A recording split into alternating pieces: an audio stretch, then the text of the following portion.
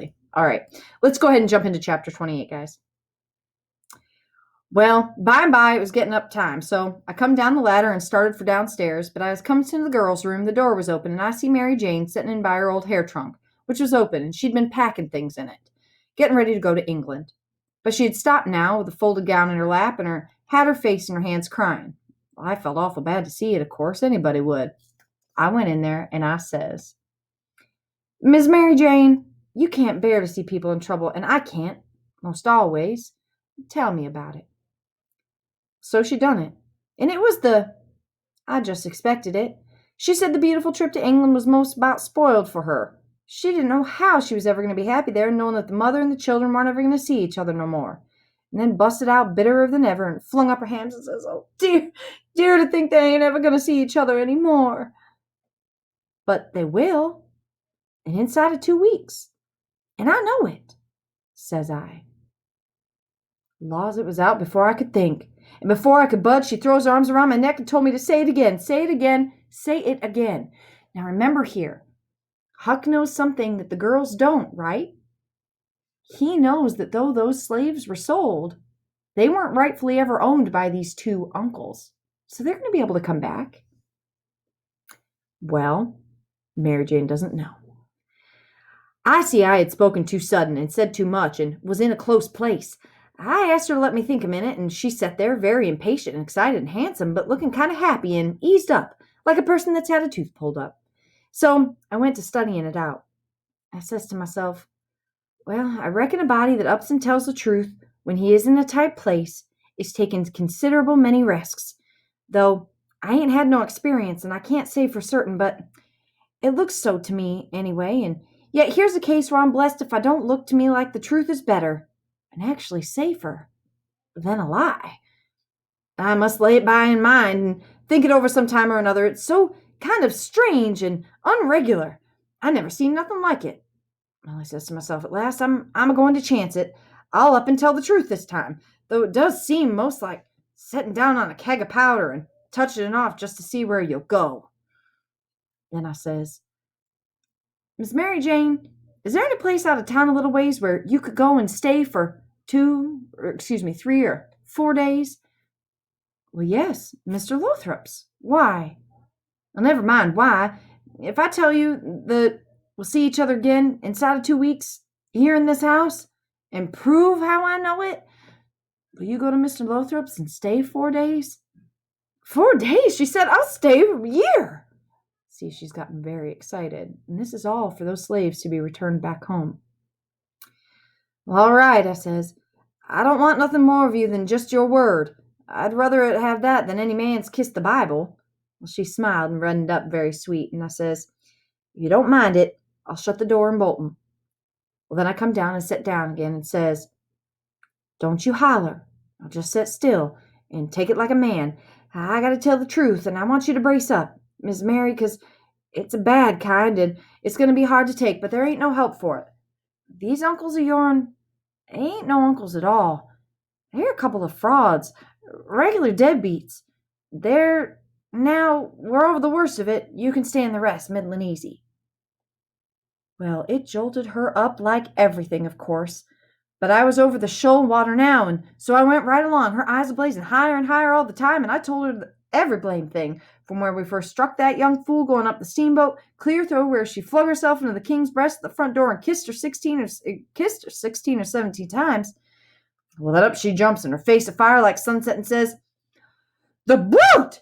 God, don't waste a minute, not a second. We'll have them tarred and feathered and flung in the river. And says I, certainly. But do you mean before you go to Mr. Lothrop's, or... Oh, she says, what am I thinking about? She says, and sat right down again. Don't mind what I said, please, don't you? You won't now, will you? Laying her silky hand on mine in that kind of way that I said I would die first. I never thought. I was so stirred up. She says, now, go on, and I won't do so any more.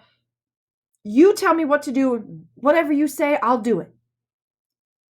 Well, I says, it's a rough gang, them 2 frauds, and I'm fixed, so I got to travel with them a while longer, whether I want to or not. I'd rather not tell you why, and if you was to blow on them, this town would get me out of their claws, and I'd be all right.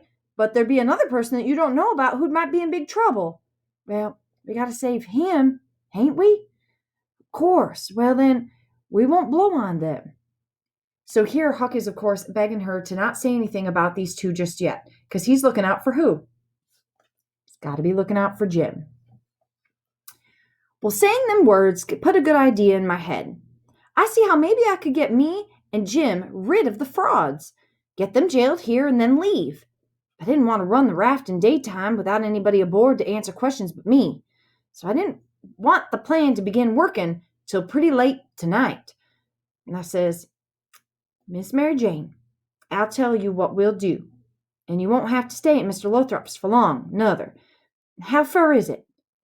A little short of 5 miles, right out in the country back here. Well, that'll answer. Now you go along out there and lay low till 9:30 tonight, and then get them to fetch you home again. Tell them you thought of something. If you get here before 11, put a candle in this window. And if I don't turn up, wait till 11. And then, if I don't turn up, it means I'm gone. Out of the way and safe. Then you come out and spread the news around and get those beats jailed. Good, she says. I'll do it. And if it just happens so that I don't get away, but get took up along with them, you must up and say I told you the whole thing beforehand, and you must stand by me all you can. Stand by you, indeed I will. They shan't touch a hair of your head, she says, and I see her nostrils spread and her eyes snap when she said it, too. If I get away, I shan't be here, I says, to prove these rapscallions ain't your uncles. And I couldn't do it if I was here. And I could swear they were beats and bummers, that's all. Though that's worth something. Well, there's others that can do better than what I can. And they're people that ain't going to be doubted as quick as I'd be. I tell you how to find them. Give me a pencil and a piece of paper. There. Royal Nonsuch Bricksville. Now you put it away and don't lose it. When the court wants to find out something about these two, let them send them up to Bricksville and say they've got the men who played the Royal Nonsuch, and ask for some witnesses. Ha! You'll have that entire town down here before you can hardly wink, Miss Mary. And they'll come a-bilin', too. Now, Bricksville is the town that these rapscallions were in, putting on these plays. It's the last town where they made their major ripoff of all those people that came to the theater. So, yeah, the people in Bricksville want to see these guys get jailed. Well, I judge that we got everything fixed about right now. So I says, just let the auction go right along. Don't you worry. Nobody don't have to pay for the things they buy till a whole day after the auction, on accounts of the short notice. And they ain't going out of this till they get that money. And the way we fixed it, the sale ain't going to count, and they ain't going to get no money. It's like the way it was with it warn't no sale, and we'll be back before long. Why, they can't collect the money for yet. They're in the worst kind of fix, Miss Mary. Well, she says, I'll run down to breakfast now, and then I'll start straight for Mr. Lothrop's. That ain't the ticket, Miss Mary Jane, I says. By no manner of means. Go before breakfast. Why? What did you reckon I wanted you to go at all for, Miss Mary? Well, I never thought. And come to think, I don't know. What of it? Why, it's because you ain't one of these leather-faced people. I don't want no better book than what your face is. A body can sat down and read it off like coarse print. Do you reckon you can go and face your uncles when they come to kiss you good morning and never... There, don't. Yes, I'll go before breakfast. I'll be glad to, and leave my sisters with them. So remember, Huck has been worried this whole time about Mary Jane's face, being that she can't hide her emotions, right? So when she sees these uncles of hers again, and she knows the truth, it's going to be mighty hard for her to play it off. So Huck's trying to get her out of the house. Yes, never mind about them. They got to stand it yet a while. They might suspicion something if you was all to go. Well, I don't want you to see them, nor your sisters, nobody in this town. If a neighbor was going to ask how is your uncles this morning, your face would tell him something. Oh, so you go right along, Miss Mary Jane, and I'll fix it with all of them. I'll tell Miss Susan to give your love to your uncles and say you've went away for a few hours and get a little rest and change, or to see a friend, and you'll be back tonight or early in the morning. Going to see a friend is all right, but I won't have my love given to them. Well, then it shan't be. It is well enough to tell her so. No harm in it. It was only a little thing to do, no trouble. It's the little things that smooth people's roads the most down here below. It would make Mary Jane comfortable and wouldn't cost nothing. Well, then I says, there's one more thing. That bag of money.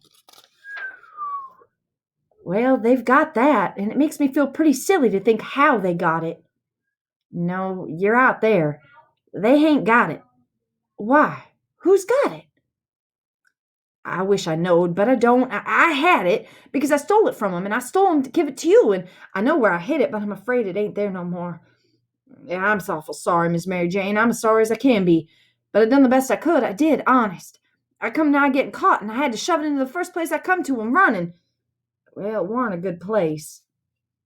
Oh, stop blaming yourself. It's too bad to do it, and I won't allow it.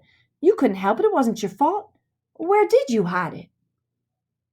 I'd rather not tell you where I put it, Miss Mary Jane, if you don't mind letting me off. But I'll write it to you on a piece of paper, and you can read it along in the road to Mr. Lothrop's if you'd want to. Do you reckon that'll do? Oh, yes. So I wrote. I put it in the coffin. It was in there. I was in there when you was crying there, away in the night. I was behind the door, and I was mighty sorry for you, Miss Mary Jane. Think about this. Huckleberry Finn can't tell her to her face what he's done to, of course, like, one, get the money back, but also just the shame behind having put it in her father's coffin, right? This dark feeling that's overcome Huck. It seems very eye-opening to me. I ask you to think what it means to you. What does it mean for him as a character?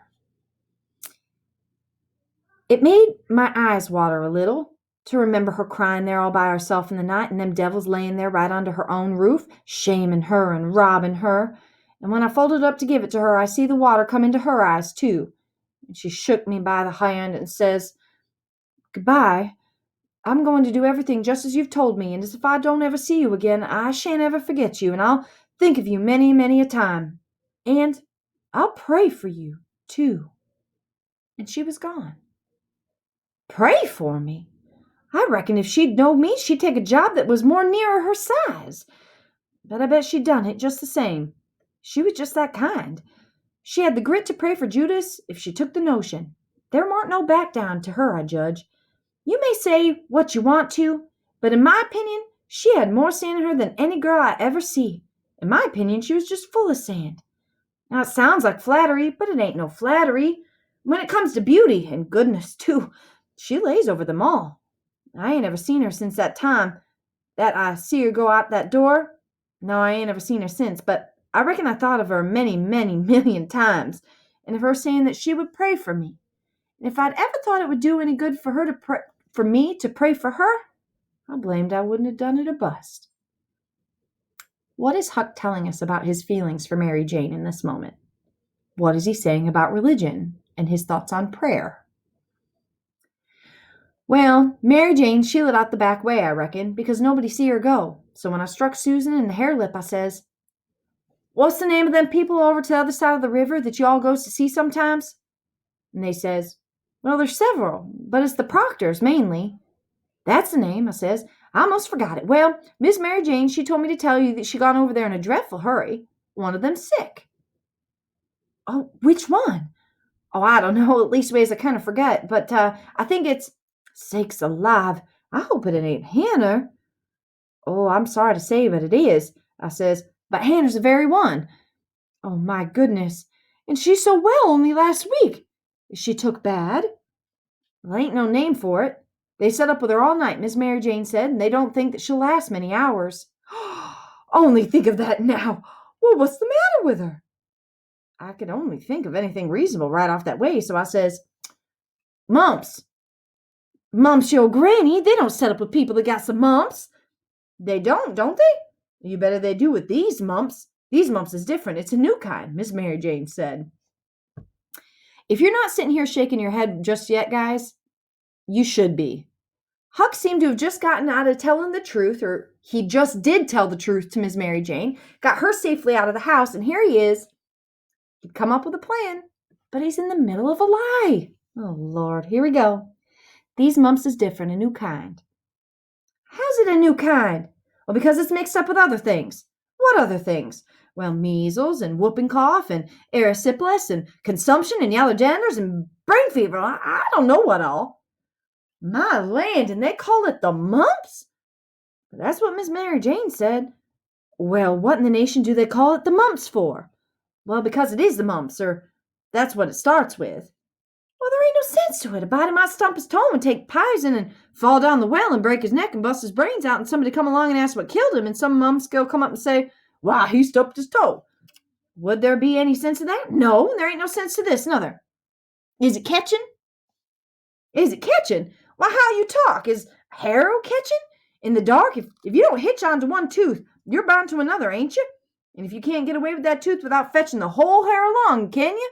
Well, these kind of mumps is that kind of harrow, as you may say. And it ain't no slouch of harrow, nother. You could come and get it hitched on good. Well, it's awful, I think, says the hare lip. I'll go to Uncle Harvey and... Oh, yes, I says, I would, of course I would. Wouldn't lose no time. Well, why wouldn't you?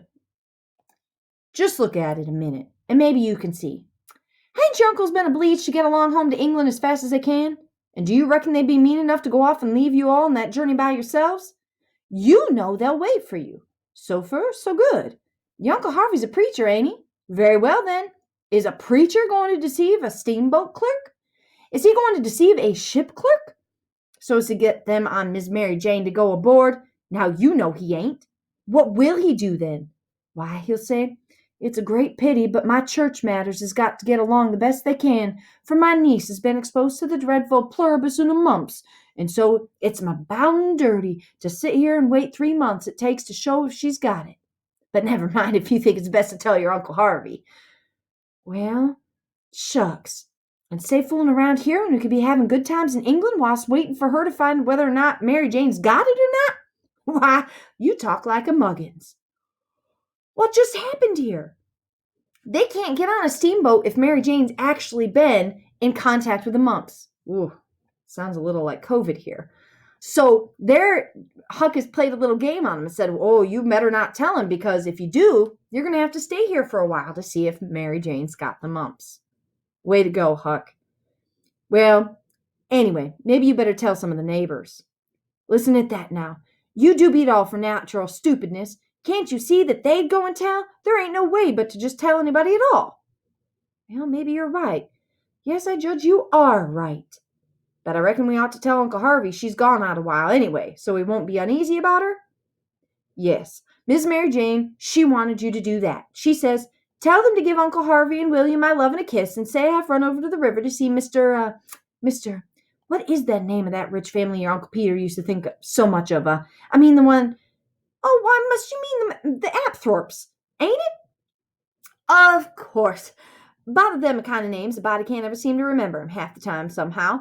Yes, she said she's run over to ask the Apthorpes to make sure that they come to the auction and buy this house, because she allowed her Uncle Peter would rather they had it than anybody else. She'd allow her Uncle Peter rather had it than anybody else, and she's going to stick it to them until they'll come, and then if she ain't too tired, she's coming home, and if she is, she'll be home in the morning anyway. She said, don't say nothing about the Proctors, but only about the Apthorpes, which will be perfectly true, because she is going there to speak about buying the house. I know it because she told me so herself. All right, they said, and they cleared out to lay for the uncles and give them the love and the kisses and tell them the message. Well, everything was all right now. The girls wouldn't say nothing because they wanted to go to England, and the king and the duke would rather Mary Jane was off working the auction than around in each of Dr. Robertson. Well, I felt very good. I'd done it pretty neat. And I reckon Tom Sawyer wouldn't have done it no neater himself. Of course, he would have thrown more style into it, but I can't do that very handy, not being brung up to it.